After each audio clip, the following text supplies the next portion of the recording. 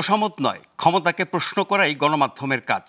শাসক ও শোষক শ্রেণীর জবাবদিহিতা নিশ্চিত করে জনগণের স্বার্থ রক্ষায় কাজ করেন সংবাদকর্মীরা। আমরা প্রশ্ন করতে চাই আপনার হয়ে, জানাতে চাই আপনি যা জানতে চান। শুরু করছি গ্লোবাল টেলিভিশনের নিয়মিত আয়োজন প্রশ্নগুলো সহজ। আমি নাজমুল আশরাফ। এই অনুষ্ঠানে আমরা চলমান নানা ঘটনার তথ্য এবং বক্তব্য তুলে ধরি। অতিথিদের কাছে জানতে চাই সেসব তথ্য ও বক্তব্যের প্রতিক্রিয়া এবং বিশ্লেষণ। 4 দিনের সফর শেষ করে বাংলাদেশ ছেড়ে গেছেন জাতিসংঘ মহাসচিব অ্যান্তনিও গুতেরেস। এই সফরে রোহিঙ্গা শরণার্থী ক্যাম্প পরিদর্শন, অন্তর্বর্তী সরকারের প্রধান উপদেষ্টার সাথে বৈঠক, বিভিন্ন সংস্কার কমিশনের প্রধান এবং রাজনৈতিক দলের প্রতিনিধিদের সাথে গোল টেবিল বৈঠক এবং সবশেষ পররাষ্ট্র উপদেষ্টার সাথে যৌথ সংবাদ সম্মেলন করেছেন জাতিসংঘ মহাসচিব। তার এই 4 দিনের সফরের উল্লেখযোগ্য দিকগুলো নিয়ে আজকে আমরা আলোচনা করব। আমাদের আজকের আলোচনার বিষয় জাতিসংঘ মহাসচিবের সফরে কি পেল বাংলাদেশ।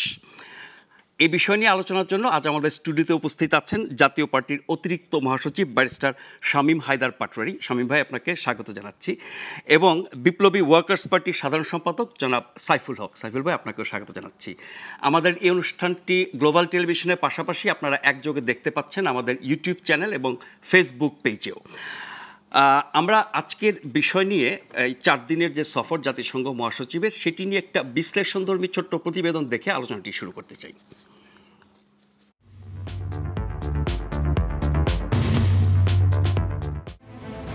জাতিসংঘ মহাসচিব অ্যান্তনিও গুতেরেসকে কাছে পেয়ে যেন পরম আপনজনকে নাগালে পেল রোহিঙ্গারা। অন্তত নিজ দেশে ফেরার আশা স্বপ্নকে বাড়িয়ে তুলেছে বহুগুণ। যদিও চলমান বাস্তবতায় প্রত্যাবর্ষণ শুরু কঠিন, তবে গণতান্ত্রিক প্রক্রিয়া ফেরালে কোনো কিছুই অসম্ভব নয়। My voice will not end until the international community to support the Rohingya refugees here in Bangladesh. আন্তর্জাতিক সম্পর্ক বিশ্লেষকদের মত, জাতিসংঘ মহাসচিবের এই সফরে স্পষ্ট করলেন রাখাইনে নতুন শক্তি আরাকান আর্মির সাথে আলোচনা এগিয়ে নেবার, তবে সম্মান ও নিরাপত্তার পরিবেশ ফেরার আগ পর্যন্ত এই জনগোষ্ঠীকে বাঁচিয়ে রাখার দায়িত্ব বিশ্ববাসীর। বাংলাদেশ অনেক বেশি করেছে, এবার এর বোঝাটা একটু হলেও কমানোর সময়। নতুন বাস্তবতায় বৈশ্বিক ফান্ডের যে কাঠামো, এটাকে ইন্টারন্যাশনালি ফোকাস রাখা, সেইটা ফোকাসটা আমরা কতটা রাখতে পারবো এবং কতটা স্টেক হোল্ডারদেরকে আমরা এঙ্গেজ করতে পারবো সেটার উপর ডিপেন্ড করবে। এবং আমরা মনে করি যে বর্তমান বাংলাদেশের যে আন্তর্জাতিক পর্যায়ে তার যে স্বীকৃতি, বাংলাদেশের জনগণের যে লিবারালিজমের প্রতি বা মানবাধিকারের প্রতি যে কমিটমেন্ট, সেটা বাংলাদেশের ইমেজ বৃদ্ধি করবে। জুলাই গণ অভ্যুত্থানের পর থেকে ন্যায়ভিত্তিক সমৃদ্ধ ভবিষ্যতে গণমানুষের প্রত্যাশার প্রকৃত খবর বিশ্বের সবচেয়ে বিশ্বস্ত সংস্থার প্রধান মানুষটির মাধ্যমে ছড়িয়ে পড়ার সুযোগ এনে দিল। অপপ্রচারের পথও রুদ্ধ হয়ে গেল।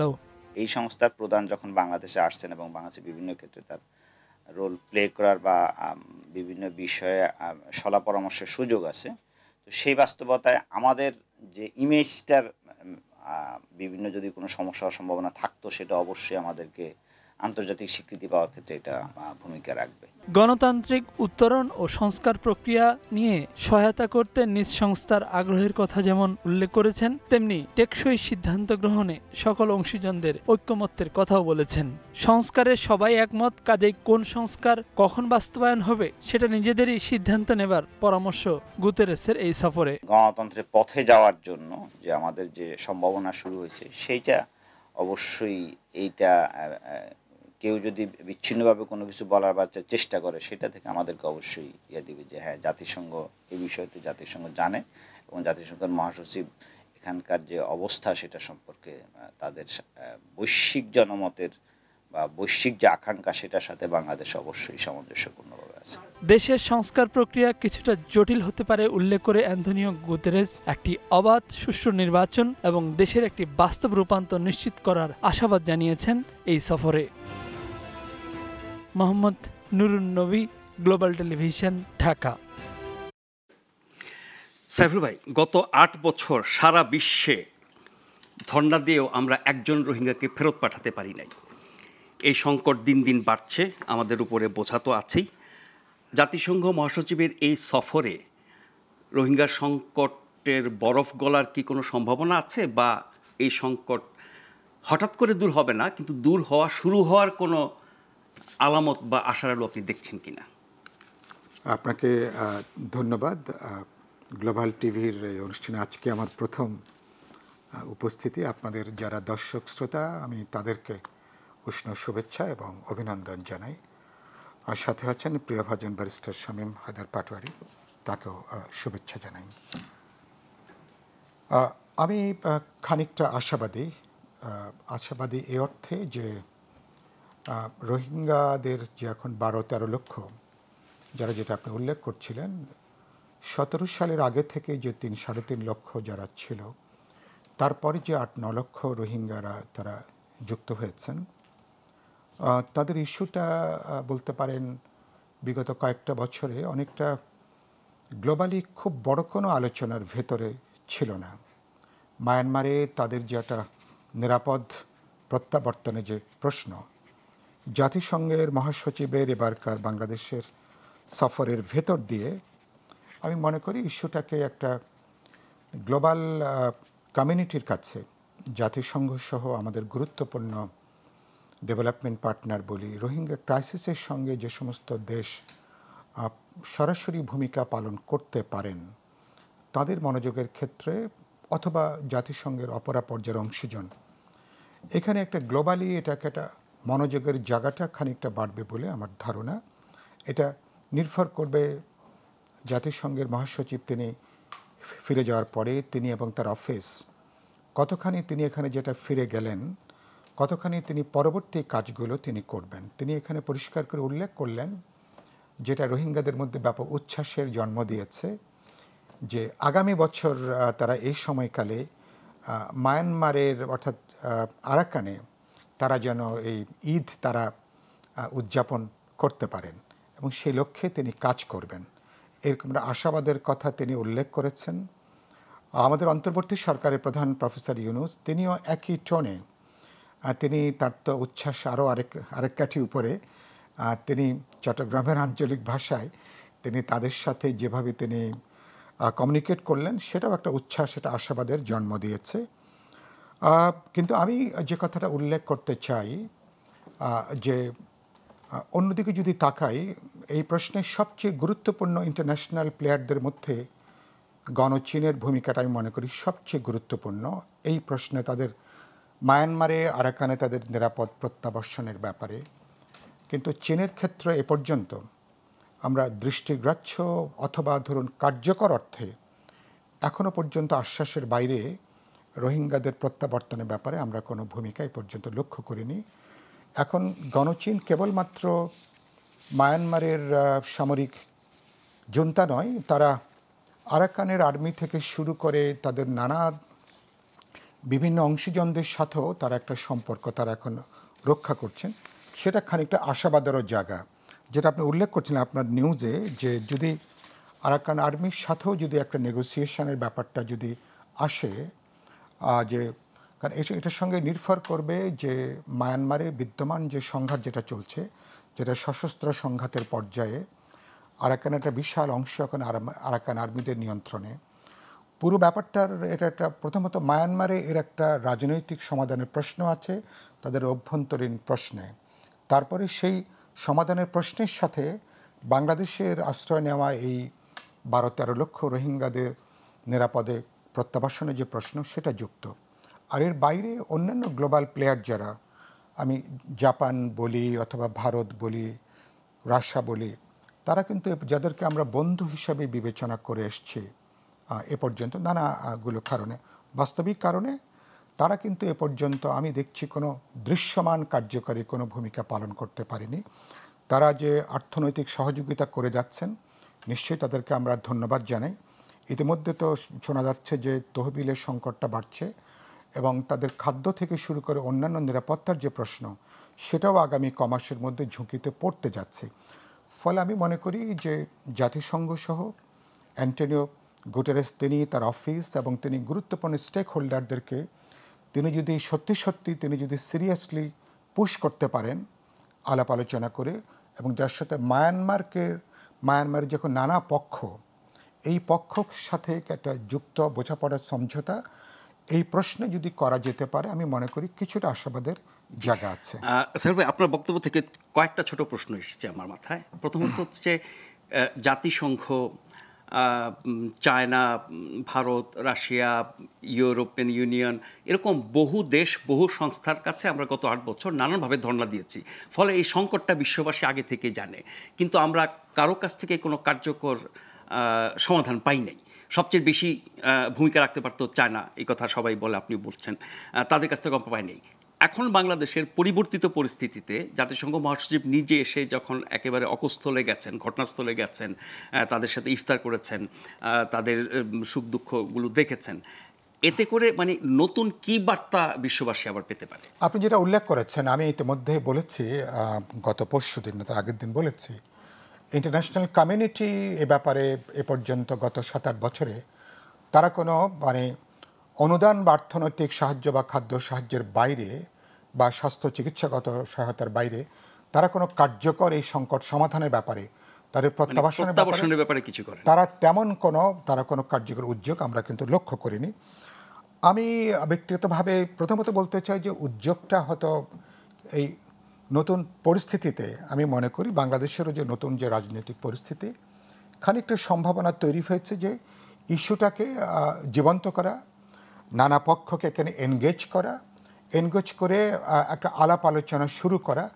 কিন্তু আমি আগামী বছরের মধ্যে রোহিঙ্গারা আরাকানে ফিরে যে ঈদ উদযাপন করতে পারবে, আমি এতখানি আশাবাদী আমি এখনো নই। মানে ডক্টর ইউনূসের এই বক্তব্যের অনেক বিশ্লেষণ আমরা গত কয়েকদিন শুনেছি যে এটা খুবই অবাস্তব। আচ্ছা, আমি এতখানি আশাবাদী নই এটা বললাম। মায়ানমারের ইন্টারনাল যে পলিটিক্যাল যে কনফ্লিক্টিং যে অবস্থাটা, আপনি এরকম একটা আগুনের মধ্যে রোহিঙ্গাদেরকে প্রথমত ফেরত পাঠানোর প্রশ্নটাই কোনো সুযোগ নেই, কারণ ওখানে ইন্টারনালি তাদের অভ্যন্তরীণ প্রশ্নটা রাজনৈতিক সামরিক সমাধান ছাড়া, এবং তারপরে বাংলাদেশের সাথে তাদের এনগেজমেন্ট, তারপরে অনেকগুলো পক্ষের সঙ্গে যুক্ত আছে। চীন একটা খুবই গুরুত্বপূর্ণ প্লেয়ার এই প্রশ্নে, মানে, এবং আরও যে ভারতও এখন একটা গুরুত্বপূর্ণ একটা অংশীজন এই রোহিঙ্গাদের এবং মায়ানমারকে কেন্দ্র করে, ফলে তাদেরও এখানে অংশগ্রহণের প্রশ্ন আছে।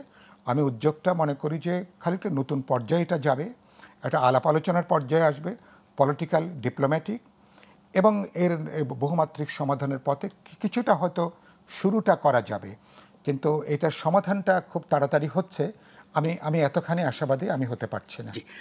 শামীম ভাই, বেশ কয়েকটা পয়েন্ট এর মধ্যে সাইফুল ভাই উল্লেখ করেছেন। অ্যান্টনিও গুতেরেস যে সাজেশনটা দিয়েছেন যে আরাকান আর্মির সাথে সংলাপে বসা জরুরি। আমরা যদি আরাকান আর্মির সাথে রাষ্ট্র হিসেবে একটি রাজ্যের সাথে আলোচনা করি, তাহলে জান্তা সরকারের প্রতিক্রিয়া কি হবে, বা এটা কি আসলে কোনো ইতিবাচক পথ দেখাবে কিনা আমাদেরকে রোহিঙ্গাদের প্রত্যাবাসনের ব্যাপারে? খুবই গুরুত্বপূর্ণ একটা প্রশ্ন করেছেন। ইন্টারন্যাশনাল লতে গভর্নমেন্টের রিকগনিশন একটা ব্যাপার আছে, মায়ানমার রাষ্ট্র হিসাবে রিকগনিশন। এখন গভর্নমেন্ট রিকগনিশন কোনটার আছে, জান্তা সরকার নাকি রাখাইন? গ্লোবালি তো ইউএনএ মেম্বারশিপ তো জান্তা সরকারের। এইখানে একটা লিগ্যাল ইস্যু সামনে রাইজ করবে, বাট আমাদের জন্য আর অপশনটা আসলে কি আছে? আমি মনে করি কয়েকটা জিনিস এর মধ্যে ঘটেছে। আমরা একটা রাখাইনদের ক্ষেত্রে একটা দুর্বলতা আমি অনুভব করছি, যে রোহিঙ্গাদের ক্ষেত্রে, যে মায়ানমারের ভিতরে রোহিঙ্গাদের পক্ষে কথা বলার মতো কোনো শক্তি নেই। রাখাইনদের একটা শক্তি আছে, আরও অনেকগুলো গোষ্ঠী আছে, কিন্তু রোহিঙ্গাদের গোষ্ঠী কোনটা, যারা খুব হুঙ্কার দিয়ে বলবে যে আমি এই জায়গায় থাকবো, মায়ানমারের এই অংশ আমাকে দিতে হবে, অথবা আমি মায়ানমারে থাকবো। পুরো জিনিসটা ইন্টারন্যাশনাল ল এবং মাল্টিল্যাটারালিজমের উপর নির্ভর, এবং it is a complete failure of মাল্টিল্যাটারালিজম সোফার এখন পর্যন্ত, কারণ আমরা প্রত্যাবর্তন করতে পারি নাই। আর ইউএনের অতীত যদি আমরা দেখি, লিগ অফ দ্য নেশনস কেন ফেল হলো? ইটালি যখন আবিসিনিয়া দখল করলো, সেখানে একটা কাউন্সিল বসলো, সে কাউন্সিলে সবাই উল্টোই আবিসিনিয়াকে দোষ দিল যে ইটালি সুপার পাওয়ার, এখন ইটালিকে হস্টাইল করলে সেকেন্ড ওয়ার্ল্ড ওয়ার হবে। আবিসিনিয়াকে দোষ দিল, league of the nation fail করলো। পরবর্তীতে যখন ইটালিকে একটু স্যাংশন দিতে গেছে, Italy league of the Nations থেকে বের হয়ে গেছে। নাও জাতিসংঘ তো সফট পাওয়ার, কখন জাতিসংঘ বাইটিং পাওয়ার থাকে? যখন তারা স্যাংশন দিতে পারে। কখন বাইটিং পাওয়ার থাকে? যখন ইউএন ইন্টারভেন করতে পারে। ইন্টারভেন করার মতো পরিস্থিতি মায়ানমারে অনেক আগেই হয়ে গেছে, কিন্তু ভেটো পাওয়ার যদি চায়না দেয় বা অন্য কোনো দেশ দেয়, ইউএন সেখানে is nothing but a soft power. Academic discussion ছাড়া ভেটো পাওয়ার থাকলে ইউএনের আর কিছুই করার নেই, এক্স্যাক্টলি কোথাও করতে পারছে না। নাও সেখানে আমাদের প্রবলেম হচ্ছে, বাংলাদেশ তো আর এটা এফোর্ড করতে পারবে না এতজন রোহিঙ্গাকে আরও বেশি দিন রাখার জন্য। সেখানে সলিউশন কি আছে? আমি টোটালি ফিল করি ডক্টর ইউনূস বাংলাদেশের আভ্যন্তরীণ পলিটিক্সের জন্য কতটা efficient many of us doubt, কিন্তু এই ধরনের সমস্যা সমাধানের জন্য he is very efficient globally. তো ওনাকে ইউজ করতে হবে এবং ওনার মতো লোক থাকা অবস্থায় এটা যতটুকু সম্ভব আগানো যাবে, অন্য সময়টা আগানো যাবে না। তো এখন এটার জন্য সময় খুব কম, ওনাকে বিভিন্ন মেকানিজম ইউজ করে প্রয়োজনে চায়না যেতে হবে, প্রয়োজনে ইন্ডিয়া যেতে হবে, প্রয়োজনে রাশিয়া যেতে হবে, গিয়ে এই ইস্যুটাকে কনভিন্স করতে হবে। এটা একটা গ্লোবাল থ্রেট আমাদের জন্য এই জায়গাটা হয়ে গেছে। এবং সেখানে ডক্টর ইউনূস তার এক্সট্রাঅর্ডিনারি নেগোসিয়েশন স্কিল, তার পার্সোনাল ফ্রেন্ডশিপ, চায়নার বিভিন্ন ইউনিভার্সিটিতে তার অনেক সেন্টার আছে, তার নামে সেন্টার আছে, তার মডেলগুলো পড়ানো হয়, পৃথিবীর সব দেশেই পড়ানো হয়, ওনার ওই গুড অফিসটা ওনাকে ইউজ করতে হবে। কিন্তু ব্যক্তি ডক্টর ইউনূস কতটা সক্ষম হবেন এই সংকট মোকাবেলায়, যেখানে আন্তর্জাতিক বিশ্বের যে অবস্থান আগে ছিল তাই তো আছে, জাতিসংঘের যে কর্তৃত্ব ছিল তাই আছে, বরং পরিস্থিতি আরও খারাপ হয়েছে ফান্ডিং বন্ধ হয়ে যাওয়ার কারণে, ফান্ডিং কমে যাওয়ার কারণে। যদি চায়না ভেটো না দেয় তাহলে ইভেনচুয়ালি ইউএন এখানে স্যাংশন দিতে পারবে এবং ইন্টারভেন করতে পারবে। ইন্টারভেন করে সেখানে কনফ্লিক্ট জোনে পিস কিপিং মিশন দিয়ে সেই পিস কিপিং মিশনের আন্ডারে রোহিঙ্গারা সেখানে সেফলি থাকতে পারবে। মানে আগে মায়ানমার ঠিক করতে হবে, তারপরে আমরা এর। তো আমার মনে হয় প্রথম যেটা আমাদের দরকার যেন ভেটো না দেয় কেউ। এক্স্যাক্টলি 71 সালেও কিন্তু এরকম একটা সিচুয়েশন ছিল, সেখানেও পাকিস্তান ট্রাই করে যেন ভেটো না হয়, কিন্তু রাশিয়ান ভেটোর কারণে বাংলাদেশে পিস কিপিং মিশন আসে নাই। রাশিয়া সেক্ষেত্রে একটা অসাধারণ ভূমিকা পালন করেছিল। কিন্তু এখন আমাদের দরকার পিস কিপিং মিশন যেন মায়ানমারে থাকে একটা প্রোটেক্টেড জোনে, এবং সেই জোনে আমাদের রাখাইনরা থাকতে, রোহিঙ্গারা থাকতে পারবে। আরেকটা ডক্টর ইউনূস স্যার বলেছিলেন যে তৃতীয় কোনো দেশের থেকে প্রত্যাবর্তন করা হবে। সো আরেকটা ইম্পর্টেন্ট আছে, নাগরিকত্ব সহ। যদি নাগরিকত্ব সহ এদেরকে আমরা প্রত্যাবর্তন করতে পারি তাহলে ডক্টর ইউনূস কিন্তু আরেকটা নোবেল প্রাইজ পাওয়ার। কোনো দেশ তো এখন পর্যন্ত আগ্রহ দেখায় না। মায়ানমারই, যদি মায়ানমারই তারা নাগরিকত্ব সহ তারা করতে পারে। আরেকটা হতে পারে তারা তৃতীয় একটা দেশ, দ্বিতীয় একটা দেশ করে ফেললো, রোহিঙ্গারা একটা দেশ মায়ানমারে করে ফেললো, সেটাও হতে পারে। তো সব নির্ভর করবে চাইনিজ ভেটোর উপরে। চায়না ভেটো না দিলে ইউএন অ্যাগ্রেসিভ হবে, চায়না ভেটো দিলে ইউএন অ্যাগ্রেসিভ হতে পারবে না। এবং it is not longer internal matters. দেখুন বাংলাদেশের ব্যাপারটা অনেক কিছু ইন্টারনাল, কিন্তু যখন মায়ানমারের রিফিউজি বাংলাদেশে চলে আসছে এটা কিন্তু আর কোনো দেশে ইন্টারনাল ব্যাপার, এটা ইন্টারন্যাশনাল ব্যাপার, এবং ইউএনের এখানে জুরিসডিকশন আছে। ডক্টর ইউনূস স্যারের হাই অফিস, পার্সোনাল ক্যারিশমা ওই এক জায়গাতেই আমার মনে রাখা উচিত।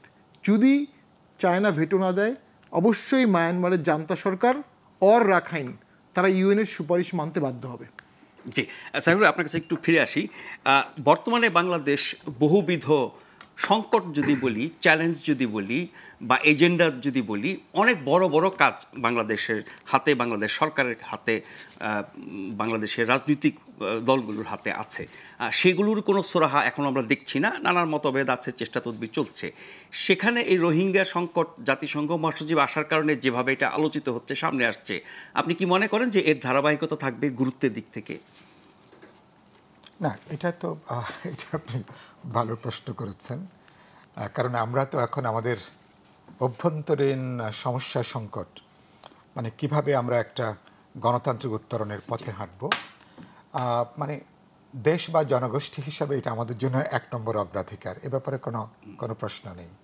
আমরা রাজনৈতিক দলগুলো, ইন্টারিম গভর্নমেন্টের সাথে আমাদের যে এনগেজমেন্ট বা জনগণের প্রধান যে মনোযোগের জায়গাটা, তাতে এটা তো আমাদের বলতে পারে একেবারে 1 নম্বর, 2 নম্বর বা 3 নম্বর অগ্রাধিকারের প্রশ্ন।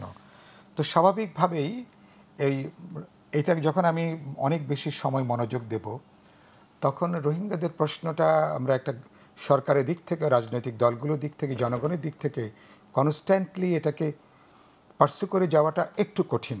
কিন্তু আবার একটা কোথায় খুবই গুরুত্বপূর্ণ, রোহিঙ্গাদের অবস্থানটা ইতিমধ্যে আমাদের জাতীয় নিরাপত্তারও খুব বড় একটা প্রশ্ন দাঁড়িয়েছে।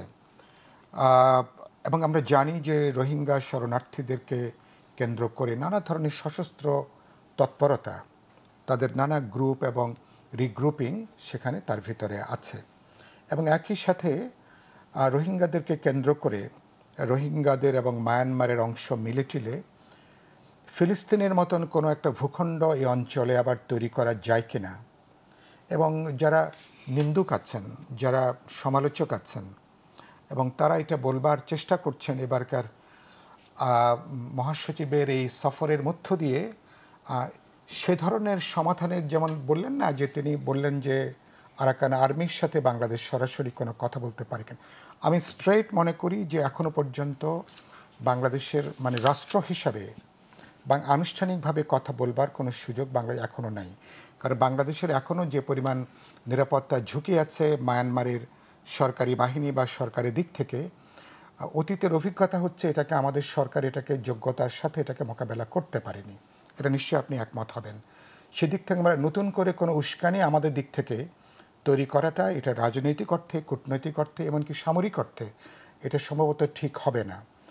আবার একই সাথে রোহিঙ্গাদের পুরো বিষয়টাকে যুক্ত করে রোহিঙ্গাদেরকে একটা মানব ঢাল হিসাবে ব্যবহার করে এশিয়া প্যাসিফিক অঞ্চলে ইউএসের মার্কিনীদের তাদের যে একটা মধ্যমেয়াদী দীর্ঘমেয়াদী তাদের যে পরিকল্পনা, সেই পরিকল্পনা অংশ হিসাবে বাংলাদেশের একেবারেই দক্ষিণাঞ্চলের, একেবারে দক্ষিণ পূর্বাঞ্চলের এই যে ভূখণ্ড এবং তার সঙ্গে মায়ানমার এটাকে যুক্ত করে এবং সেখানে আমরা জানা এবং অজানা, আমরা খুব কমটাই জানি, অনেকগুলো ডকুমেন্টস থাকে ক্লাসিফাইড, যেগুলো আমাদের জানা বোঝার কোনো সুযোগ থাকে না, যেগুলো নানা ধরনের প্রশ্ন আছে, সন্দেহ আছে, অনেক জিজ্ঞাসা আছে। ভবিষ্যতে অনেকে, আমি মনে করি এদের বাংলাদেশে এই মায়ানমার এদের ফিরে যাওয়ার সম্ভাবনা যদি 100% অর্থে বলেন, অধিকাংশ বলবে যে সম্ভাবনা নাই। যত আলোচনা হোক, কথাবার্তা হোক, যত যা কিছু হোক না কেন, এদের বড় অংশের সম্ভাবনা আমরা সামান্য অল্প কিছু স্ট্যান্ডার্ড পাকিস্তানিদেরকে আমরা কিন্তু পাকিস্তানে ফেরত পাঠাতে পারিনি 54 বছরে, বহু ধরনের ডিপ্লোম্যাটিক পলিটিক্যাল ইনিশিয়েটিভের পরেও। আর এটার সাথে অনেকগুলো প্রশ্ন যুক্ত এবং এদেরকে বাংলাদেশে রেখে দেওয়ার ব্যাপারেও ইন্টারন্যাশনালি কোনো প্লেয়াররা তাদের সুদূর প্রসারী ও অঞ্চল কেন্দ্র করে যারা বাংলাদেশকে অস্থিতিশীল করতে চান, এই অঞ্চলকে যারা একটা নিরাপত্তা বলয়ের মধ্যে তাদের জায়গা থেকে আনতে চান এবং সেখানে মার্কিন যুক্তরাষ্ট্রের ভবিষ্যতে একটা চীনকে কনফ্রন্ট করার একটা পলিসি হিসাবে এই জোনে এটাও কোনো একটা জায়গায় কাজ করবে কিনা ইত্যাকার বহু প্রশ্ন আছে, অনেক জটিল কিন্তু অনেক ঠান্ডা মাথা আমি মনে করি এটাকে ডিল করার প্রশ্ন আছে। কিন্তু ফাইনালি যেটা মনে করি আসলে ইন্টারন্যাশনাল কমিউনিটিকে সত্যি আমরা যুক্ত করতে পারি। চীনের সাথে আমি মাত্র গত 6 তারিখে 10 দিন আমরা একটা ডেলিগেশন চীন সফর করে ফিরে এসেছি। আমি তাদের কর্মকর্তাদেরকে জিজ্ঞেস করেছিলাম যে রোহিঙ্গাদের এই সংকট উত্তরণের ব্যাপারে কিভাবে তোমরা ইফেক্টিভলি বাংলাদেশকে তোমরা সাহায্য করতে পারো। তারা বলেছেন নানা পক্ষের সাথে তারা যোগাযোগ করছেন, তারাও চান এই সংকটের সমাধানের জন্য, কিন্তু সুনির্দিষ্টভাবে আশাবাদের কোনো কথা এখনও পর্যন্ত আমরা কিন্তু সেখান থেকে আসেনি। আমি বা এটাকে এক্সপ্লোর করতে চাই, দেখতে চাই, কিন্তু আমাদের জনগণের ঐক্য এবং সরকার এই প্রশ্নে যদি আমরা এগুলো নিয়ে আরও অনেক রাজনৈতিক, অর্থনৈতিক এবং সামরিক অনেকগুলো পরিকল্পনা আমাদের মনে হয় প্রণয়ন করার প্রয়োজন হবে। শামীম ভাই, এই সাইফুল ভাইয়ের কথা সূত্র ধরে যেখানে আঞ্চলিক এবং আন্তর্জাতিক বহুবিধ কি বলবো ষড়যন্ত্র, পরিকল্পনা, জটিলতা, অনেক মারপ্যাচ আছে, সেই সংকটটি আমরা একা সমাধান করতে পারবো না, গত 8 বছর পারি নাই। ডক্টর ইউনূসের সরকারের তো আরও অনেক অগ্রাধিকার আছে, যেটা সাইফুল ভাই বলছিলেন। সেই জায়গায় এখানে কতটুকু তার সরকার মনোযোগ দিতে পারবে এবং এই আঞ্চলিক এবং আন্তর্জাতিক নানান জটিলতা, ষড়যন্ত্র, কুটিলতা, নানান পক্ষের স্বার্থ, বহু কিছু আছে। ফলে আমরা যে রাজনৈতিক সরকারের আমলে বা বিগত সরকারের আমলে পারি নাই, তার জন্য 10টা 20টা কারণ বলতে পারি। এখন তো সেই কারণগুলো নাই, তারপরে কি আমাদের পারা সম্ভব? না, ব্যাপারটা আসলে কোনো বাংলাদেশ সরকারের হাতে তো খুব বেশি নাই। যেটা প্রথমেই বললাম, চায়না যদি ভেটো দেওয়ার সম্ভাবনা থাকে তাহলে কিভাবে সমাধান হবে, ওই জায়গাতেই কাজ করতে হবে। এবং আমিও যখন চায়না গিয়েছিলাম 19 সালে বা 17 সালে, সেখানেও আমরা রেজ করেছিলাম স্পষ্ট করে যে আমরা এই বিষয়ে তোমাদের হেল্প চাই। এবং দিলীপ বড়ুয়া দাদা তখন গিয়েছিলেন, উনি খুব স্ট্রংলি বললেন যে আমরা চায়নার কাছে এই মুহূর্তে একটা জিনিসই চাই, এই সমস্যার সমাধানে চাইনিজ ভূমিকা। কিন্তু যিনি স্টেটসম্যান ছিলেন তিনি একটা কথা বলেননি এই বিষয়টা, সেখানে চায়না তো এমনিতেই খুব কম কথা বলে।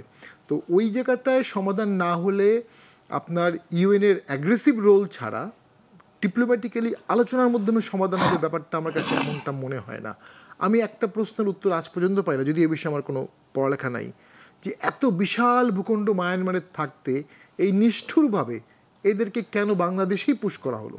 মায়ানমারে প্রচুর ভ্যাকেন্ট ল্যান্ড আছে, প্রচুর, বিশাল দেশ, মানে এটার কোনো আমি যুক্তি পাই না। এটা কি ধর্মীয় কারণ? ধর্মীয় কারণ হতে পারে, বাট আমাদের সাথে তো মায়ানমারে কখনো কোনো মানে রিটিলিয়েশন বা ভেন্ডেটার থেকে করছে এমনটাও না, হতে পারে ধর্মীয় কারণ হতে পারে।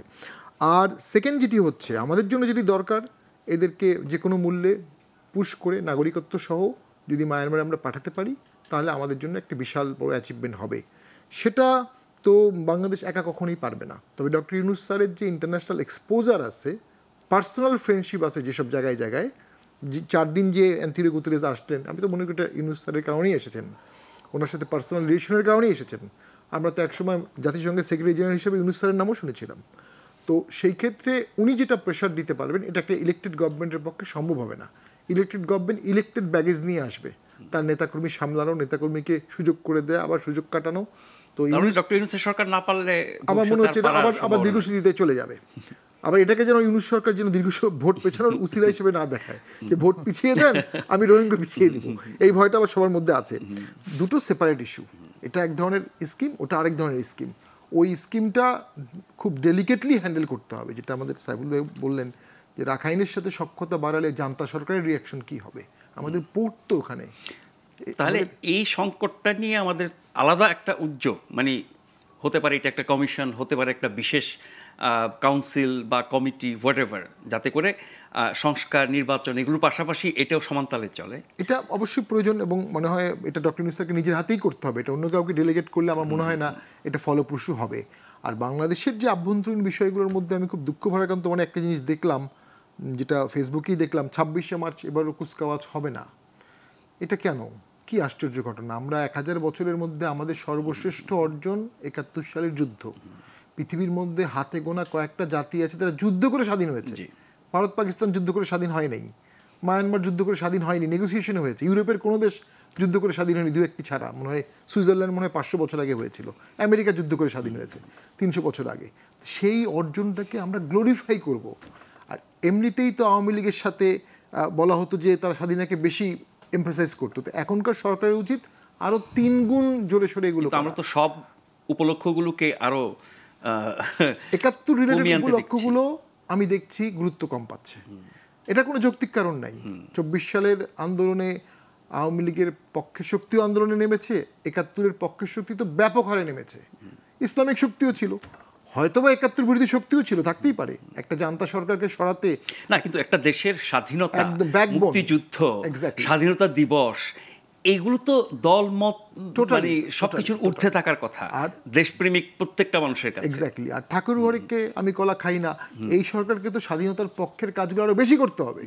কিন্তু কম করার কারণে ডক্টর ইউনূস স্যার অ্যাডভাইজার আছেন, কুচকাওয়াজ হচ্ছে না, এটা দৃষ্টিকোণ, মানে ভুল বার্তা যাচ্ছে, ভুল বার্তা। আমি একটা ছোট্ট বিরতি নিয়ে ঠিক একই বিষয়ে যেহেতু শামীম ভাই তুললেন, আমি সাইফুল ভাইয়ের বক্তব্য শুনবো। আপনারা দেখছেন প্রশ্নগুলো সহজ গ্লোবাল টেলিভিশনে। ছোট্ট বিরতি নিয়ে ফিরে আসছি, আশা করছি ফিরে এসে আপনাদের সাথে পাবো।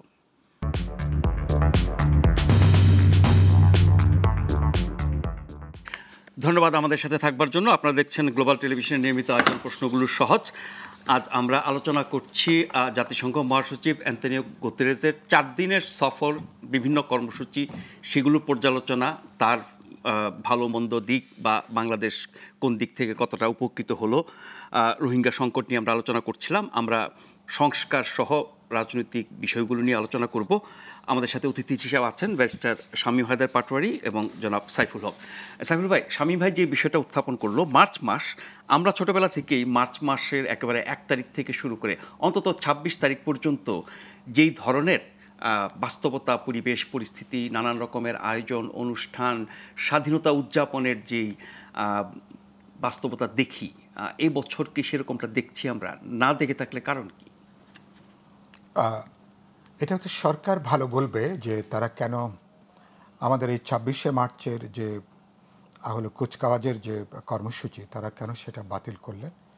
একটা কারণ সম্ভবত বলবার চেষ্টা করবেন, হয়তো রোজার কারণে হয়তো একটা কথা হয়তো বলবার চেষ্টা করবেন, আমি নিশ্চিত না, যদি আমার যেটুকু আন্ডারস্ট্যান্ডিং।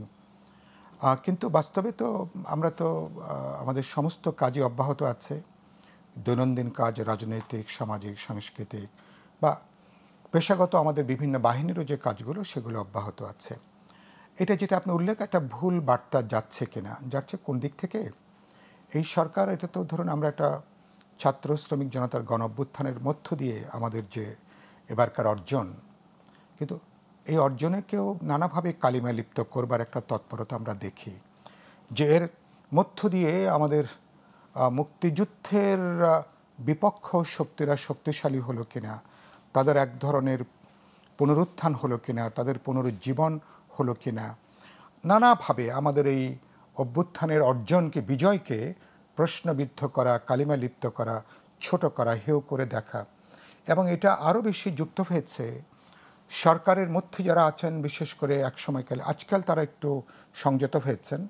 প্রথম কমাসে তাদের নানা বক্তৃতা বিবৃতি, তারা সেখানে মুক্তিযুদ্ধ বা আমাদের অসাধারণ গুরুত্বপূর্ণ অর্জনগুলোকে যেভাবে কিছুটা ছোট করা হয়েছে, হেয় করা হয়েছে, পরবর্তীকালে জনগণের প্রবল প্রতিক্রিয়া দেখে তারা কিছুটা সংশোধন করেছেন, তারা কিছু কথা বলেছেন, পরে তারা বলবার চেষ্টা করছেন।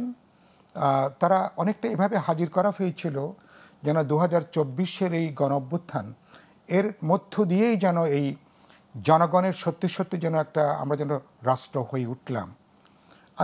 আমি নিজেও বলেছি আমাদের এই অভ্যুত্থান এক ধরনের আমাদের জন্য রেজারেকশনের মতন, এক ধরনের পুনরুত্থানের মতন। কিন্তু সেটা হচ্ছে আমরা তো কোনো ভুইফোট জাতি না, আমরা কোনো ভুইফোট জনগোষ্ঠী না। আমাদের ব্রিটিশ বিরোধী আন্দোলনের দীর্ঘ গৌরবজনক উত্তরাধিকার তো আমাদের আছেই। তারপরে আমাদের ভাষা আন্দোলন, 54 যুক্তফ্রন্ট, 60 দশকের 6 দফা আন্দোলন, 69-এর গণ অভ্যুত্থান, মাওলানার লাটভবন ঘেরাও থেকে শুরু করে আমাদের ইতিহাসের সবচেয়ে গুরুত্বপূর্ণ অধ্যায় আমাদের মহান মুক্তিযুদ্ধ। এবছর এমনকি 7ই মার্চ আমাকে প্রশ্ন করেছিল কোন একটা মিডিয়া থেকে যে এবছর 7ই মার্চ এরকম একেবারে নীরবে নিভৃতে কিভাবে গেল। অনেকে এটাকে একটা আওয়ামী লীগের দলীয় দিবস হিসাবে বলবার চেষ্টা করেন। এটা একটা ইতিহাসের গুরুতর বিকৃতি এবং এটা ইতিহাসের বলতে পারেন গুরুতর অস্বীকার করা। এটা ছিল তখনকার 1971 সালে এই আমাদের 7.5 কোটি মানুষের যে তাদের মুক্তির আকাঙ্ক্ষা, স্বাধীনতার যে আকাঙ্ক্ষা, তখন এই ধরনের একটা সমাবেশ, উদ্বেল যে মানুষ সামনে তাকিয়ে আছে পরবর্তী ডাকের জন্য, তখন 7ই মার্চের মতন এই ধরনের একটা ভাষণ আমাদের জন্য খুবই জরুরি ছিল। ভাষণের মধ্যে কিছু স্ববিরোধিতা আছে, প্যারাডক্স আছে, সেটা অনেক বিশ্লেষণের প্রশ্ন, কিন্তু সাধারণভাবে এটা মানুষকে যে উদ্বেলিত করেছে মুক্তিযুদ্ধের জমিনটা তৈরি করবার ক্ষেত্রে, আমার কোটি কোটি মানুষকে যেভাবে জাগিয়ে তুলেছে, প্রেরণা জুগিয়েছে, এগুলো আমার উত্তরাধিকার। আমরা ভুইফোট জাতি নয় বলে আমরা অনেক উত্তরাধিকার বর্জন করব। আমরা অগণতান্ত্রিক ফ্যাসিবাদী দুঃশাসনের উত্তরাধিকার, আমাদের এখানে দলীয়করণ উত্তরাধিকার বা ধরনের একদল করবার যে উত্তরাধিকার, গণতন্ত্রের আইনের শাসনের নাম করে বিচার ব্যবস্থাকে যেভাবে দলীয়করণ করা হয়েছে, নির্বাচনের নামে যেভাবে ভোটাধিকারকে হরণ করা হয়েছে, অনেকগুলো উত্তরাধিকার নিশ্চয়ই আমরা অস্বীকার করব। আবার অনেকগুলো গৌরবজনক উত্তরাধিকার আমাদেরকে ধারণ করতে হবে।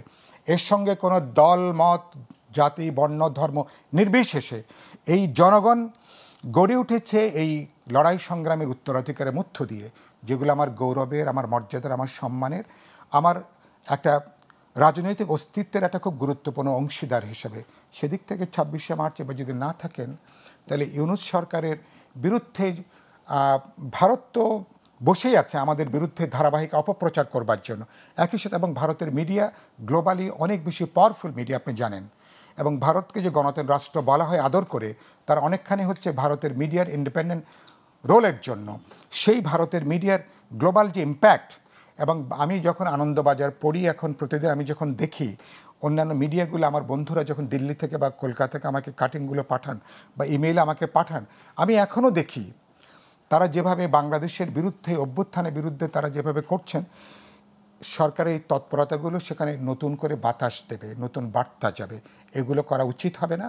এবং সেদিক থেকে আমি মনে করি বরঞ্চ আরও বেশি করে আমাদের এই উত্তরাধিকার অর্জনগুলোকে সেলিব্রেট করা, এমনকি জনগোষ্ঠীকে ঐক্যবদ্ধ করবার। নানা প্রশ্নে আমাদের দ্বিমত আছে, ভিন্নতা আছে। আমার সঙ্গে শামীম হায়দার পাঠ অনেক প্রশ্নের দ্বিমত আছে না, কিন্তু অনেকগুলো জাতীয় প্রশ্ন আছে, গৌরবের, মর্যাদার, অধিকারের, আমার গণতন্ত্রের ভোটাধিকারের এবং আমার এই জনগোষ্ঠীকে ঐক্যবদ্ধ রাখার প্রশ্নে, অর্থাৎ বৈচিত্র্যের মধ্যে ঐক্য, রাজনৈতিক মতপার্থক্যের মধ্যে একটা ঐক্যবদ্ধ নেশন হিসেবে কিভাবে আমরা আবির্ভূত হব, এই রাজনৈতিক শৈলী, রাজনৈতিক যে আর্টটা, এটা জানাটা অত্যন্ত গুরুত্বপূর্ণ। কিন্তু এই জায়গায় কি আমরা খুব শক্ত ঐক্য দেখছি?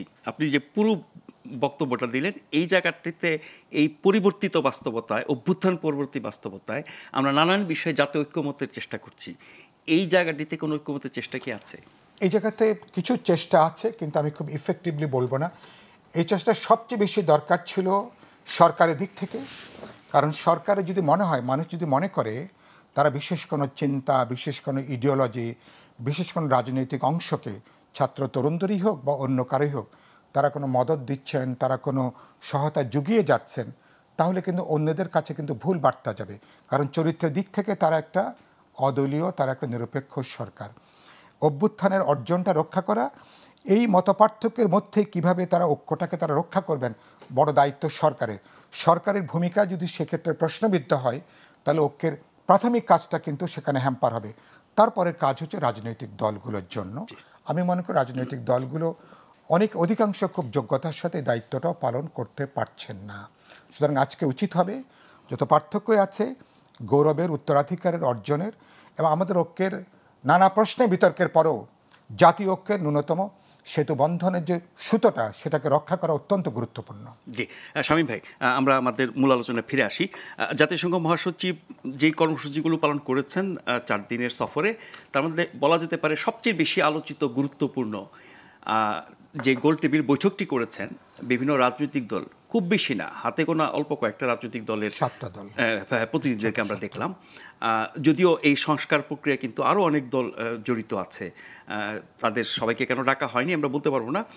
সেখানে সংস্কার নিয়ে আলোচনা হয়েছে, জাতিসংঘ মহাসচিবকে জানানো হয়েছে সংস্কার সম্পর্কে, সংস্কার কমিশনের প্রধানরা ছিলেন, তারা সেগুলো জানিয়েছেন, দলগুলো তাদের অবস্থানের কথা বলেছেন।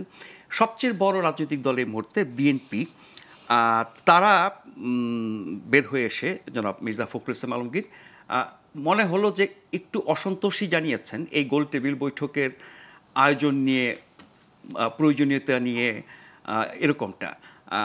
সমালোচকরা বলছেন যে যেহেতু সংস্কার নিয়ে সরকার একটা জায়গায় পৌঁছাতে চায় সব দলকে নিয়ে, আবার সেই জায়গায় ঐক্যমত নাই, নির্বাচন এবং সংস্কার প্রশ্নে বিরোধ আছে মোটা দাগে বিএনপি এবং অন্য অনেক দলের সাথে বা নতুন দলের সাথে, সেখানে জাতিসংঘ মহাসচিবের উপস্থিতিতে এক ধরনের চাপ তৈরি করা বিএনপির উপরে, যাতে করে সরকার যেভাবে চাচ্ছে সেরকম একটা সংস্কারের জায়গায় ঐক্যমত হয়। আপনি কি এই সমালোচনার সাথে একমত? এটা আসলে যারা মিটিংয়ে ছিল তারা বলতে পারবে। তবে মনে হয়েছে রোহিঙ্গা ইস্যুর পাশাপাশি জাতিসংঘের মহাসচিব আরও কিছু উদ্দেশ্য তার ছিল, তার মধ্যে এটা একটা হতে পারে।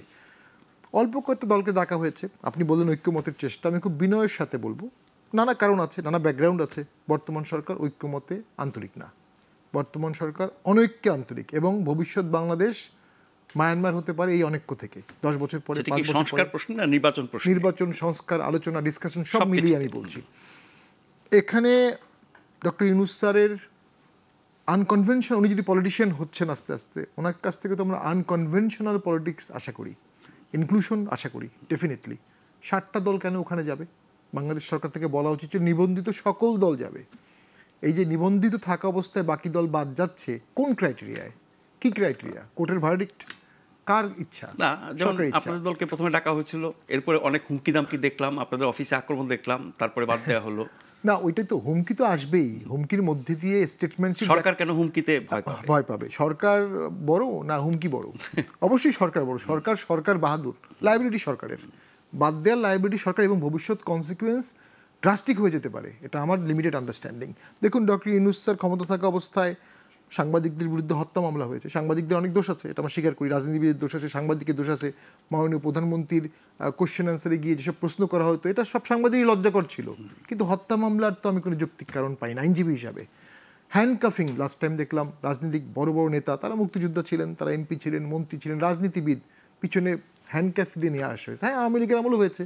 মানে আপনি আইনজীবী হিসেবে সাবেক মন্ত্রী বা সাবেক সংসদ সদস্য হিসেবে তো তাদের কিছু প্রিভিলেজ আছে না? আমার একটা প্রিভিলেজ তো আছে, তারা ডিভিশন পাবে, কিন্তু কোর্ট থেকে হাজতে যাওয়া পর্যন্ত হ্যান্ডকাফিং পৃথিবীর কোথাও অ্যালাউড না। তবে দুর্ধর্ষ সন্ত্রাসী পালিয়ে যাওয়ার চেষ্টা করছে, বোম মারছে, তাকে নিয়ে যেতে কেউ, পাবলিক প্রসিকিউটর কি বললেন, তারা হাত উঁচিয়ে সরকারের বিরুদ্ধে স্লোগান দেওয়ার চেষ্টা করে। তাই তো পৃথিবীর সব দেশেই হয়েছে, সব দেশেই তো জেলে যাওয়ার পথে মিছিল দিয়েছে, কতজনই তো দিয়েছে, এবং কঠিন টাইরান্ট দেশগুলোতে হয়েছে, কমিউনিস্ট দেশগুলোতে হয়েছে। হ্যান্ডকাফিংটা দৃষ্টিকটু ডেফিনেটলি, এবং এই দৃষ্টিকটু জিনিসটি ডক্টর ইউনূস স্যারের ইন্টারভেন করতে হবে, কারণ লায়াবিলিটি তার কাছে চলে যাচ্ছে। আরেকটা জিনিস আজকে আমাকে খুব কষ্ট দিয়েছে, যদিও আমি ভিতরে খবর জানি না, বাংলাদেশে একজন অসাধারণ ডাক্তার আছে, ডক্টর প্রাণগোপাল দত্ত, যার কারণে গত 10 বছরে কয়েক হাজার কোটি টাকা ইন্ডিয়ায় যায়নি, বাংলাদেশের চিকিৎসা হয়েছে, এবং নাক কান গলা এবং সকল দলের লোক তার কাছে গিয়ে চিকিৎসা পেয়েছে, হিন্দু মুসলিম অল পার্টি। এরশাদ স্যার একটা কথা মজা করে বলতেন, যদি কখনো কোনো হিন্দুকে বেহেশতে নেওয়ার জন্য বলতেন উনি প্রাণগোপাল দত্তের কথা বলতেন। এত অসাধারণ একজন মানুষ, আমি তার সাথে কাজ করেছি বলে জানি। রাজনীতির বাইরেও তিনি একজন বিশাল ব্যক্তিত্ব। তার মেয়েকে আজকে অনেকক্ষণ, তার মেয়ের জন্য পিজি হাসপাতালে আজকে কতক্ষণ আটক করে রাখা হয়েছে। রাজনীতি অনেকে করে ফেলে, জড়িয়ে যায়, তার বাইরেও তার একটা সত্তা আছে, তার বাইরেও সে দান করে, তার বাইরেও সে চ্যারিটেবল প্রতিষ্ঠান করে, ফ্রি রুগী দেখে দেয়। শুধু রাজনীতি করে বলে সব নষ্ট করে ফেলবেন, সব ডাইলুট করে ফেলবেন? আর এই লোকগুলোকে দেশের জন্য লাগবে, চিকিৎসা স্বাস্থ্যের জন্য লাগবে। এই জিনিসগুলোকে ডক্টর ইউনূস স্যারের নিজের হাতে কন্ট্রোল করতে হবে। আদারওয়াইজ তার অনেক বড় সাফল্য কিন্তু ওই যে এক বালতির মধ্যে একচানা পড়ে যাবে, এভিডেন্সগুলো রেখে গেল, রেকর্ডেড রয়ে গেল এবং মিডিয়ার মাধ্যমে ছড়িয়ে যাবে। এই জিনিসগুলো ওনাকে দেখতে হবে। একটা হচ্ছে তরুণ যে নেতারা আমাদের আছে, দেখুন ওরা বয়সে আমাদের থেকে সকলের থেকেই ছোট, তাকে অকুত ভয়, রক্ত দিয়েছে, দুর্দান্ত সাহস, দেশপ্রেম আছে, আমরা একদম অনুভব করি কথাবার্তায় কাজে দেশপ্রেম আছে। তাদেরকে অনেক সতর্ক হতে হবে। হেলিকপ্টারে ওঠা এটা ভালো সাইন না। হেলিকপ্টারে উঠে তো মূলত পুঁজিবাদী লোকজন প্রচুর ক্ষমতা দেখায়, আস্ফালন দেখায়, অথবা ব্যাপক ব্যস্ত। হ্যাঁ, ইন্ডিয়াতে একজন লয়ার আছে, উনি চার্টার্ড প্লেনে 4টা শহরে গিয়ে দিনে মামলা করেন, এক এক মামলার জন্য 25 লাখ করে টাকা নেন। কিন্তু রাজনীতিবিদ দেশের জন্য কাজ করবে, তারা এত আর্লি স্টেজে হেলিকপ্টারে উঠবে, তাও রাষ্ট্রীয় পৃষ্ঠপোষকতায়? তাহলে সরকারি নিরপেক্ষতা কোথায় থাকে? সরকার তো নিরপেক্ষ থাকতে পারছে না, কারণ সরকারকে আমাকে হেলিকপ্টার দিবে, সাইড ব্রেকে দিবে। শুধু হেলিকপ্টার কি, রাষ্ট্রীয় প্রটোকল, প্রোটোকল, নিরাপত্তা, এগুলো কোন আইনে? এগুলো কোনোটাই কোনো সরকারের পদে নেই। ইভেন ভিআইপি যে ইউজ করা হচ্ছে এটাও আইনসম্মত না। অনেকেই করছে, নাম বলবো না, আমি আজকেও দেখেছি ভিডিও, ভিআইপি দিয়ে বের হচ্ছে। তারা কেউ সাবেক সংসদ সদস্য না, তারা কেউ সরকারি কর্মকর্তা, সবাই কিন্তু যারা এই বেআইনি কাজগুলো করতে দিচ্ছে সেটি কি ভয় না অতিরিক্ত ভক্তির কারণে? অবশ্যই ভয়। বাংলাদেশের প্রশাসনের মধ্যে তো একটা ভক্তি সবসময় থাকে, অ্যাপিসমেন্ট সবসময় থাকে। সরকারের দায়িত্ব হচ্ছে যে এই দৃষ্টিকটু ব্যাপারগুলো থেকে এই ছেলেদেরকে প্রোটেক্ট করা, এদেরকে প্রোটেক্ট করতে হবে, এরা ন্যাশনাল অ্যাসেট। এদেরকে যদি এখনই স্পয়েল করে দেওয়া হয়, এদেরকে যদি এখনই সমালোচনা করা হয়, এরা ভবিষ্যৎ বাংলাদেশকে কীভাবে দেবে? এদেরকে তো আমরা 20 বছর সার্ভিস চাই, আমরা 50 বছর সার্ভিস চাই, আমরা রিটায়ার্ড করব, ওরা দেশ আগায় নিয়ে যাবে। এক্স্যাক্টলি সেম ঘটনা করেছিল ইন্দিরা গান্ধীর সময়। উনি যখন প্রাইম মিনিস্টার ছিলেন, বেরেলিতে উনি ভোটে গিয়েছিলেন, সিকিউরিটির কারণে এয়ারফোর্স ওনাকে প্রোটোকল দিয়েছিল, ওনার এমপিশিপ বাতিল হয়ে গিয়েছিল। জাস্টিস জগমোহন ওনাকে 6 বছরের জন্য ইলেকশন থেকে ব্যান করে দিয়েছিল। পরে উনি এমার্জেন্সি দিতে বাধ্য হয়েছে, এমার্জেন্সি দিয়ে ওই আইনটা বাতিল করে দিয়েছে যে আইনের বেসিসে জগমোহন রায় দিয়েছেন। পুরো দেশ কন্ট্রোল করার পরে ওনার উপলব্ধি হলো আমি ভুল করছি, তখন উনি ইমার্জেন্সি বাতিল করে দিলেন, দেশ আবার আরেক দিকে গেল। তো ওইটা কিন্তু ওই আর্গুমেন্ট এখানেও চলে আসতে পারে। জি, আমরা আরেকটা ছোট বিরতি নিয়ে সাহুল ভাই আপনার কাছে আসবো। আপনারা দেখছেন প্রশ্নগুলো সহজ, গ্লোবাল টেলিভিশনের নিয়মিত আয়োজন। ফিরবো খুব শীঘ্রই, আশা করি এবারও আপনাদেরকে ফিরে এসে পাবো।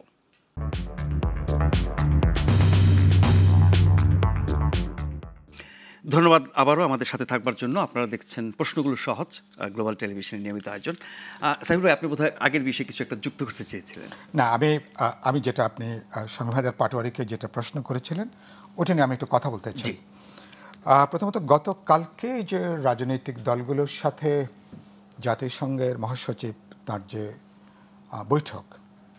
বৈঠকে 6টা না 7টা দল তারা আমন্ত্রণ পেয়েছিলেন। তো আজকে কয়েকটা কাগজে আমাকে জিজ্ঞেস করছিলেন আমার মন্তব্যের ব্যাপারে। আমি এক জায়গায় বলেছি যে ঠিক আছে, এটা প্রথম ধারণা করা হয়েছিল এটা জাতিসংঘের উদ্যোগে বৈঠকটা, পরে দেখা গেল যে এটা মূলত সরকারেরই উদ্যোগে। সেখানে জাতিসংঘের মহাসচিবকে হাজির করানো হয়েছে এবং সরকারের উদ্যোগে, যে কারণের জন্য সরকার একজন উপদেষ্টা ওই মিটিংয়ে সভাপতিত্ব করেন এবং সংস্কার কমিশনের যারা প্রধান তারা বক্তব্য দিয়েছেন, তারা সেখানে উপস্থিত ছিলেন।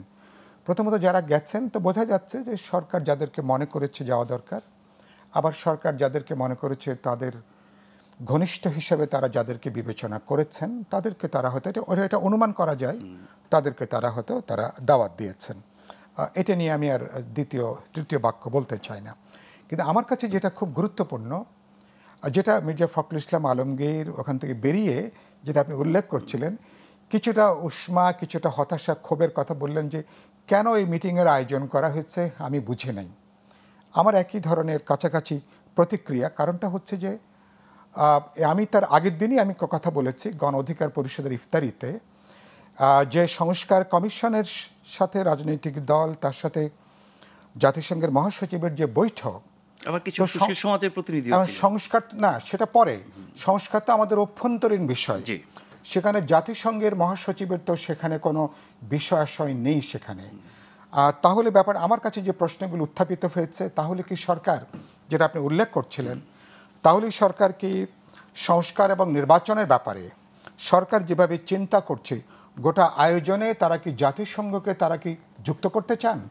সরকার কি সংস্কার, বিচার, একদিকে বিচারের প্রশ্ন আছে যেটা ওখানে আলোচিত হয়েছে, এই গণহত্যার বিচার, অপরাধের বিচার, যেটা আমাদের দাবি, সবারই একটা ঐক্যবদ্ধ দাবি। অন্যায় হয়েছে তার বিচার হতে হবে। তাহলে বিচার, সংস্কার এবং নির্বাচন এ ব্যাপারে কি সরকার কি তাদেরকে যথেষ্ট সক্ষম বলে তারা মনে করছেন না? জাতিসংঘের সাহায্য নিতে এবং যেটা একসময় আমরা হাসিনার সময় বলেছিলাম যে জাতিসংঘের তত্ত্বাবধানে নির্বাচন করা যাবে কিনা। আমি নিজেও এরকম কয়েকটা মিটিংয়ে আমি বক্তব্য দিয়েছি শেখ হাসিনার আমলে। তা আমরা অভ্যুত্থানের বিজয়ের পরে এরকম একটা জায়গাতে যে সরকারের প্রতি আমাদের অকাট্য, এখনো পর্যন্ত আমরা দরদ মমতা নিয়ে সমালোচনা করলেও আমাদের অকাট্য সমর্থন আছে, সেই সরকার কি জাতিসংঘকে তারা কি আবার কি যুক্ত করছেন আমাদের এই বিচার প্রক্রিয়া, আমাদের সংস্কার এবং নির্বাচনের ব্যাপারে? সেটা হয়ে থাকলে সরকারকে স্পষ্ট করে কথা বলা দরকার যে জাতিসংঘে তারা এখানে একটা ভূমিকা তারা নিশ্চিত করতে চান। এবং এটা সরকারের একার সিদ্ধান্তের বিষয় না, এটা রাজনৈতিক দলগুলোর সঙ্গে আলাপ আলোচনা করে, বোঝাপড়া করে যদি এটা হয় ইয়েস, জাতিসংঘে যুক্ত করতে পারলে নির্বাচনটা আরও অবাধ, নিরপেক্ষ, বিশ্বাসযোগ্য হবে, আরও বেশি এটা হয়তো গ্রহণযোগ্য হতে পারে, আরও বেশি ট্রান্সপারেন্ট হতে পারে, সেটা একটা আলোচনার প্রশ্ন হতে পারে। কিন্তু আমি দেখছি যে কারণ না হলে সংস্কার কমিশনের সবাইকে হাজির করানোর একেবারে কোনো যৌক্তিকতা আমি খুঁজে পাইনি। এবং প্রত্যেকে তারা সেখানে বক্তব্য দিয়েছেন, রাজনৈতিক দলগুলো তেমন কিছু বলবার সুযোগ পাননি। তাহলে দলগুলোকে হাজির এবং করানোর তারা 3 মিনিট, 4 মিনিট, কেউ 5 মিনিট, কেউ 1 মিনিট, 1.5 মিনিট, 2 মিনিট করে কথা বললেন। বাইরে তারা যে প্রেস ব্রিফিং করলেন তার থেকে ভেতরকার চেহারাটা পুরোপুরি বোঝা যাবে না যদি ভেতরকার বিষয়গুলো যদি পুরোটা না জানা যায়। তা আমার কাছে মনে হয়েছে যে সরকার প্রবাবলি জাতিসংঘকে পুরো প্রক্রিয়ার রাজনৈতিক দলগুলোর উপরে এক ধরনের পরোক্ষ রাজনৈতিক প্রভাব, রাজনৈতিক চাপ, তারা বিচার এবং সংস্কার এবং নির্বাচনটাকে যেই প্যাকেজের মধ্যে তারা দেখতে চান, সেই প্যাকেজের সাথে জাতিসংঘকে তারা যুক্ত করার একটা তৎপরতা শুরু করলেন কিনা। রাজনীতির মানুষ হিসাবে এই প্রশ্নটা আমার কাছে বড় প্রশ্ন হিসেবে উত্থাপিত হয়েছে, যেটা আপনি প্রশ্ন করলেন শামীম একটু আগে, যেটা শামীম বলবার চেষ্টা করলেন। এটা তারা যদি করতে চাইলেও এটা উচিত হবে রাজনৈতিক দলগুলির সঙ্গে আলাপ আলোচনা করে বোঝাপড়ার জায়গাটা তৈরি করা। আর খুব গুরুত্বপূর্ণ, এটা করতে যে সরকার বরঞ্চ রাজনৈতিক দলগুলো থেকে আরও কিন্তু দূরত্বটা কিন্তু বাড়িয়ে তুলছেন। সরকারের উদ্দেশ্যের ব্যাপারে আরও প্রশ্ন হবে, সরকারের উদ্দেশ্য নিয়ে আরও সরকার প্রশ্নবিদ্ধ হওয়ার ঝুঁকিটা বাড়বে। যত বেশি রাজনৈতিক দলের সঙ্গে সরকারের দূরত্ব বাড়বে, সরকার নিরপেক্ষতা নিয়ে প্রশ্ন উঠবে, এই সরকারের অধীনে আগামী জাতীয় নির্বাচন করা যাবে কিনা এই প্রশ্ন ইতিমধ্যে উত্থাপিত হয়েছে। সরকারের নানা ধরনের পক্ষপাত দুষ্ট আচরণের কারণের জন্য আগামী দিনগুলোতে এই প্রশ্নটা অনেক বড় আকারে আসতে পারে। সরকারের উচিত হবে আপনি যা করতে চান খোলামেলা কথা বলেন, মুক্ত মানে কথা বলেন। রাজনৈতিক বিষয় তো কোনো ধামাচাপার ব্যাপার না, লুকোছাপার কোনো ব্যাপার না। গুরুত্বপূর্ণ স্টেক হোল্ডার পলিটিক্যাল পার্টি, ছাত্ররা একটা দল করেছেন, তাদেরকে আমরা কনগ্রাচুলেট করেছি, তাদের সঙ্গে আলোচনা করেন, কোনো অসুবিধা নাই। কিন্তু পক্ষপাত দুষ্টতা যদি করতে চান, পরিস্থিতি এমনিতে অনেক বেশি জটিল। সুতরাং আমাদের আর নতুন কোনো জটিলতা বাড়িয়ে তুললে সরকারকে নিয়ে অনেক ধরনের প্রশ্ন দেখা দেবে। যাতে আগামী জাতীয় নির্বাচন 16 বছর ধরে মানুষ যে অবাধ, নিরপেক্ষ, বিশ্বাসযোগ্য নির্বাচনের জন্য তাকিয়ে আছে, নির্বাচনটার ঝুঁকির দিকে বাড়তে পারে। আর আমরা কেউই বিচারের বিরুদ্ধে কোনো রাজনৈতিক দল নয়, যারা এখন ক্রিয়াশীল রাজনৈতিক দল, প্রত্যেকে অপরাধের বিচার চান, প্রত্যেকে আমরা প্রয়োজনীয় সংস্কারও প্রত্যেকে চান। সংস্কার বিচারের পাশাপাশি কিভাবে নির্বাচনটা করে এবছরের মধ্যে সরকার বেরিয়ে যাবেন, সরকারকে এজেন্ডাটা ছোট করে তারা যদি অর্জনযোগ্য, মানে যেটা অ্যাচিভেবল, যেটা আমি আদায় করতে পারবো, অর্জন করতে পারবো, যদি সে পথে হাঁটেন, তাহলে মনে হয় আমাদের গণতান্ত্রিক উত্তরণের সম্ভাবনাটা উজ্জ্বল হবে। জি শামীম ভাই, ওইটা সূত্র ধরেই জাতিসংঘ মহাসচিবকে হাজির করে সংস্কার কমিশনের প্রধানদের মাধ্যমে সংস্কার প্রস্তাবগুলো তুলে ধরা এবং রাজনৈতিক দল হাতে গোনা কয়েকটা দলকে নিয়ে সেগুলো শোনানো এবং তার যে ব্যাখ্যা সাইফুল ভাই দিচ্ছিলেন, আমি শুধু বলি জাতিসংঘ মহাসচিবকে কোট করে যারা ওখানে গেছেন রাজনৈতিক দলের নেতারা, তারা কিন্তু বলেছেন যে এসব শোনার পরে জাতিসংঘ মহাসচিব বলেছেন এগুলো আপনাদের অভ্যন্তরীণ ব্যাপার, আপনারা মিলেমিশে এগুলো করবেন, একমত হবেন ইত্যাদি। তো ওনাকে কি তার কি বিব্রত করা হলো নাকি ব্যবহার করা হলো? বাংলাদেশ একটা বিষয়ে নোবেল প্রাইজ পেতে পারে, সেটা হচ্ছে এক্সটার্নালাইজেশন অফ ইন্টারনাল অ্যাফেয়ার্স। এটা হয়ে আসছে অলওয়েজ। আওয়ামী লীগ করেছে, বিএনপি করেছে, জাতীয় পার্টি করেছে, এই সরকারও করে ফেললো। কিচ্ছু লাগতো না, ডক্টর ইউনূস সবাইকে ডেকে রুদ্ধদ্বার বৈঠক করলেই হতো। উনি কি চাচ্ছেন, অনেকেই তাকে সমর্থন দিত, অনেকেই তাকে প্যাসেজ দিত, সম্মানজনক।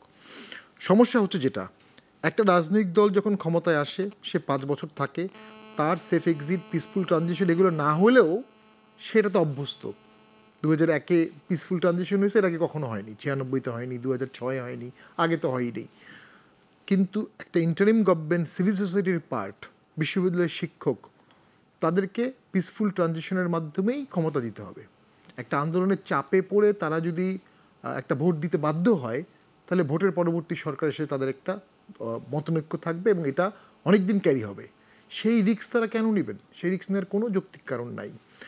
সাম্প্রতিক সময় একটা ছোট্ট আলোচনায় ছিলাম, উইলিয়াম বি মাইলাম ছিলেন এবং জন ড্যানি লোউইচ। ওনাদের মতে যে 111 সরকারটা দ্রুত ব্যর্থ হয়েছে, আমি বলবো ব্যর্থ হয়নি, কারণ হচ্ছে তারা দ্রুত নির্বাচনের ডেট দিয়ে দিয়েছিলেন। আরেকটা বলেছেন, তারা ওই সময় রাজনীতিবিদদের সাথে আলোচনা করেনি। তাদের বলছেন যে 111 সংস্কারের উপর তখন গুরুত্ব দেন নাই। গুরুত্ব দেয় না, সংস্কার গুরুত্ব দিয়েছে, কিন্তু নির্বাচন ডেট দেওয়ার সাথে সাথে সংস্কার ব্যর্থ হয়ে গেল। তো সেইখানে কিন্তু সেই সময়ও 400-র উপরে ল পাস হয়েছে। এই যে কাজী হাবিবুল আওয়াল নির্বাচন কমিশনার, চিফ ইলেকশন কমিশনার ছিলেন, উনি তখন লেজিসলেটিভ ড্রাফটিং এর সচিব ছিলেন এবং তিনি প্রতিদিন একটা করে আইন ড্রাফট করেছেন। উনি one of the finest draughtsman, legislative draughtsman. তো এই কয়দিন 8 মাসে কটা আইন হয়েছে? 8টা আইনও হয়নি। 80টা আইন হওয়া উচিত ছিল, 800 আইন হওয়া উচিত ছিল। পুরো দেশবাসীকে সংস্কারে এঙ্গেজ করা উচিত ছিল। সংস্কারের ক্ষেত্রে সরকার লেথালিজম দেখিয়েছে তীব্রভাবে, কারণ তারা তাদের স্প্যানটাকে বড় করতে চেয়েছে। সংস্কার করে ফেললে ভোট দিতে হবে, এমন একটি ফিলোসফি অনেকেই বলেছে। না, আপনি সংস্কার করতেই থাকবেন কন্টিনিউয়াস, ভোটেরটাও চলবে। কারণ কিছু সংস্কার রাজনৈতিক দল করবে না, এটা আমরা জানি, এটা আমরাও ক্ষমতা গেলে করব না। সেই সংস্কারগুলো এই সরকারকেই করতে হবে, এবং সেগুলো কোন সংস্কার এটা নিয়ে কিন্তু কোনো বিরোধ নাই, এটা অলরেডি সেটেল হয়ে আছে, অনেক লয়ের ড্রাফট হয়ে আছে। তো সেখানে আমি মনে করি সরকার আরেকটু বুদ্ধিমত্তা, আরেকটু প্রম্পটনেস, আরেকটু সংস্কার মনস্ক হওয়া উচিত ছিল।